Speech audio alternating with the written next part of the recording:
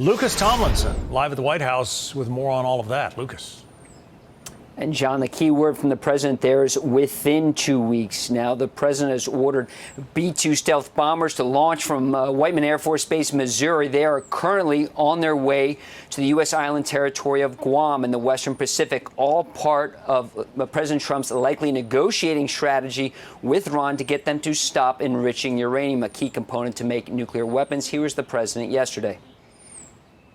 We'll see what happens. What was the thought process behind 2 week time to? Just a time to see whether or not people come to their senses. Giving them a period of time. We're going to see what that period of time is, but I'm giving them a period of time, and I would say 2 weeks would be the maximum. Now, speaking of distance, John, the distance between Tel Aviv and Tehran is about the same distance between Minneapolis and New York.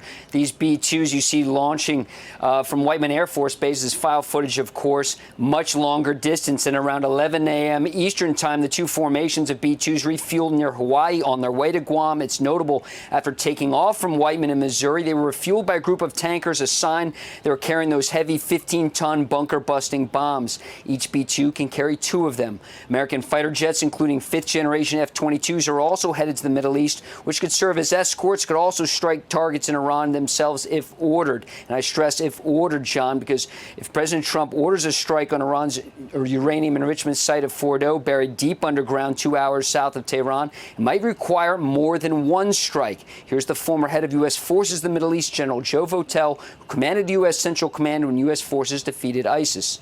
So he will know. We don't just ever drop bombs and then forget about it. We assess, we look at we make assessments on the damage we've done, and then oftentimes we reattack. And so it's likely that we will need to do this. General Votel saying more than one strike might be necessary to strike Fordo. Now, the top Democrat on the House Armed Services Committee is urging President Trump not to strike. Think the U.S. should get directly involved in this conflict. We have bases in Qatar, in Bahrain, in Iraq, UAE, and even some troops in Syria. And those proxy forces could very aggressively target U.S. interests. And President Trump is returning to the White House. He will land on the South Lawn and have a meeting of his national security team inside the White House at 6 p.m. Eastern, likely weighing whether to strike Iran. John? So 2 weeks is the president's self-imposed deadline or time limit, if you will, Lucas. Within 2 weeks, John, is what the president said. That's why there were a lot of people watching this formation of 2 groups of B-2 bombers leaving Whiteman Air Force Base in Missouri, going to Guam.